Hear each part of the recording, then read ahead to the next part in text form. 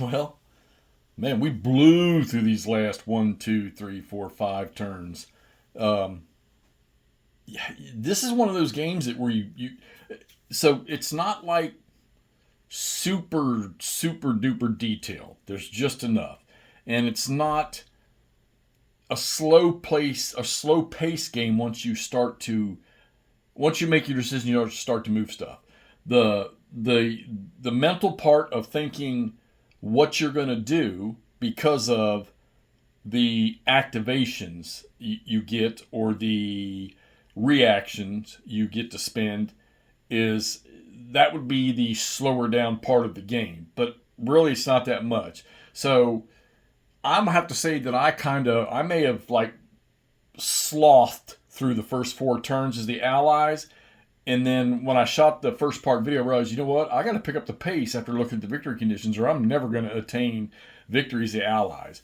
And you get to a point once the Germans get their last reinforcements here in December of 44, you really got to go hard those last 3 turns. I started before that, right after the Battle of the Bulge, which the Germans executed in November.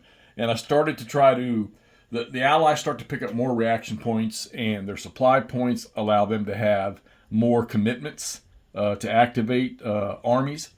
So, when you're burning 5 and 4 complete activations, and then you have as many as 10 reaction points to burn, just shows the effect of the Allies. I'm assuming getting supplies in and getting replacements and reinforcements into Normandy and getting them out through the Bocage and then on their way to the border. Okay, so and it's tough for the Germans because they don't get the most they can get in activations a turn. Full activations is 3, and that's hard to do unless you're going to burn all your supply points. And then as you see as they go down the track, the supply points 1, 2, 2, 2, 3, 1, 1, 1, and then nothing in the last turn, which doesn't matter because though you commit your supply for the next turn and the turn before to determine how many commitments or activations you're going to get in the following turn,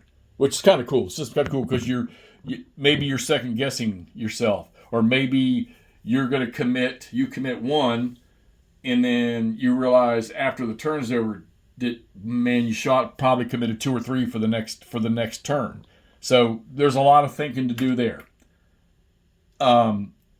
For the Allies, positioning your headquarters to make sure there's a supply link open, and daisy chaining headquarters, which is not really that difficult considering, you got a 20 or is it 14? 20 or 14 hex range from a source, all right, to a headquarters, and then from the headquarters to the units, depending on what the command range is of the headquarters. But you can daisy link headquarters. So, the command range of this guy's 4. He could have, if he was outside the range to the supply source, he could have another headquarters within 4 that is within command, and they can daisy chain the supply. The effect of not being out of supply in this game is the units probably not going to, the units that are out of command range are not going to do anything. It's not, from what I understand, from what I've read, I don't see any real penalty as far as like attrition or stuff like that. Maybe it's a morale thing. They're going to be pretty much inactive. So, and it's tough for the Allies because when you start moving real fast, you start to have to stretch those headquarters out, which can determine the movement of units. Like you can see my Brits and Canadians for the most part still sitting just, they got through Caen, but they really just sitting down here because with 4 turns left, I realized what's my best chance, and that's what the Americans, which I guess would have been Cobra would have been the start of it, breaking out and headed towards the border. All right. So we got there. We got to Germany. We got across the Rhine River into Germany. All right. And believe me, the last 2 turns, the Allies had 10 activations apiece, where the Germans had, I think they had 1 and then 2, or 2 and then 1. And they had lost a lot of headquarters. You get a headquarters gets caught by himself adjacent to an enemy unit. He ends up back on the turn record track, and he can't come back in for 2 turns. And they really don't have the most potent of headquarters except for this 5th Panzer Army right here This guy can activate 8 armor units, which is awesome when you're sitting down here all in a shell in the close proximity, and then 3 infantry. But outside of that, they might have another one that's a 4 and a 3 or something like that. And they've got a lot of armor initially, and well, I mean, they did have a lot of armor towards the end. A lot of it was reduced, and as you can see, a lot of it over here is just, you got 4 Panzer units, some SS. You get some motorized or mechanized stuff right there, and the Fallschirmjägers are pretty much shot up. They're destroyed, and it's it takes 3 step losses to destroy a unit. So, and then you can bring them in as replacements and stuff like that. Which I'll tell you right now that every Allied unit on the board, except for one, is at full strength because of replacements, and the Germans just not been able to get enough going with the headquarters. So the tough part of this game is having headquarters within range of units and with enough activation ability for armor and infantry to get anything massive going on. Some of the later reinforced coming for the Germans, like this headquarters, he's okay. But they got a couple come in that they can activate 1 armor and 2 infantry, or 2 infantry and 1 armor, or 2 armor, or minimal stuff. They really just can't get enough done. And once the Allies, if they get a chance to knock a headquarters out, which headquarters cannot move unless you do a single point reaction. They can't move under a full activation. All right, they can only move if you burn a reaction point. Well, when the Germans when they get 6 a turn, which is the max for them, excuse me, if they need to do a reaction to get an attack going, they need to do a full reaction. So that's 3 points that get burned. And, then you're down to 3. Well, by the time you get around to maybe wanting to move a headquarters, you've only got 3 points left, and you're like, gosh, I need to do a full reaction with some kind of a counterattack or something. But man, my headquarters is going to get caught and bumped off the map for 2 turns. And that's costly. So you need to manage those correctly. And let me tell you something, once the breakout starts, it's tough. All right, so I explained to you all in the first part about how the movement and attack works by using your little columns over here, which are very easily, well, that's upside down. But they're explained very nicely. It's not hard to learn how to use that right there. You got your marker that says M for move or attack if that's what you want to do. You're not going to do both on the same box. All right, you're either going to choose to move or you're going to choose to attack, depending on which box you're in. And then it'll tell you who's allowed to do what by their movement point allowance through that box, okay? And then the combat chart is pretty cool. You're going to roll on the odds to get a combat result determination number. Then you go over here, and whether it's a set-piece attack, which is well-organized, or whether it's mobile, because you moved or you just recently attacked, you just can use which chart. And then you bounce it against the morale. Now, there's no doubling of defense factors and attack factors in this game.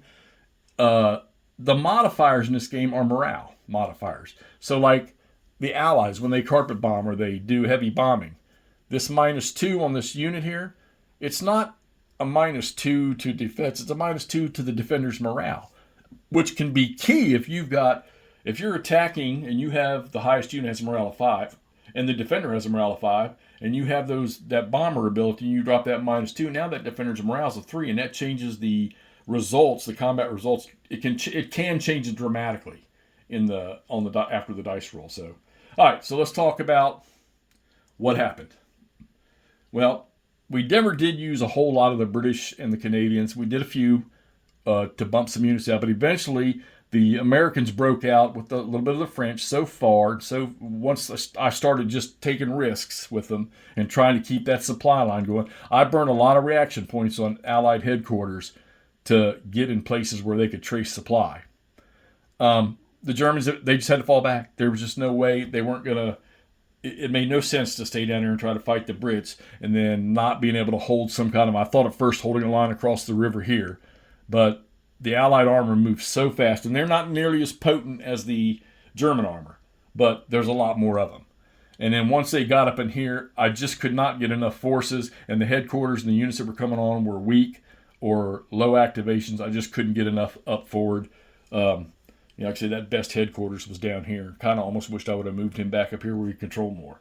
So, victory conditions. Well, we had to take east bank sides of the river, Rhine River. So we did. Lucky because we had to do a major attack in here. and on the last turn to eliminate the German units who were in there. There's a stack of 3 of them. And I had 5 activations. It took everything we had to get them out of there. But let's count the hexes they've got. 1, 2, 3, 4, 5, 6, 7, 8, 9, 10, 11, 12, 13, 14, 15. So they've got 15 hexes on the east side of the Rhine River. And then the rule book says they're red numbered, but they're white numbered in this thing here. So when you're looking through the victory conditions, first off, not a chance that I was getting an Allied strategic victory. It turned out to be not even an operational victory, but it was a marginal victory. And the Allies have established at least 12 valid bridgehead hexes. At least 12 valid bridgehead hexes. All right, these qualify as bridgehead hexes. They control them. Okay? And they have to occupy at least one of the following hexes: Essen, Dusseldorf, Cologne, or Frankfurt. And I was like, oh, crap. Did I manage to accomplish that? Well, you know what? Essen, Dusseldorf, where's Frankfurt? I missed Frankfurt. I'm like, oh boy. And then I picked up this one right here. That's Cologne. So the French came through. They took Cologne. So it's 15 bridgehead hexes, and they did capture one. They did have an in-supply unit because there's the headquarters right there. 1, 2, 3, 4, 5. All right. So he's in supply, and they did capture it, and they've got 15. So it's not a strategic or an operational, but we got an Allied marginal victory. It's still a victory. It is March of 45, and we're crossing into Germany. I don't know what you think. Pretty good? So we're headed to Berlin now. So there you got it. France, 1944. The Allied Crusade in Europe. 1986 from Victory Games. This was quite fun. Like I said, it moves along fast. Your thinking is to pre-plan, which is awesome. It's kind of like when you play OCS, trying to pre-plan your supplies for where you're going to focus your attack. This is similar with the headquarters, okay? Pre-planning how you're going to use your commitments, where you're going to strike, and then moving as fast as you can to the German border, okay? Which I think if I played this again, I'd probably rethink that. Now what I'm thinking is maybe I need to get my hands on the Compass Games version of this thing and give it a whirl. I'll have to check and see if you can still get your hands on it from Compass Games. I'm not gonna lie to you, I have a few Compass Games. I'm not real high on a lot of them, but this one I think might be fun because of the designer. So there you go. France 1944, Allied Crusade in Europe, 1986 Victory Games, Allied victory. We're crossing the Rhine River and we're headed towards Berlin. And we'll see y'all in the next fight.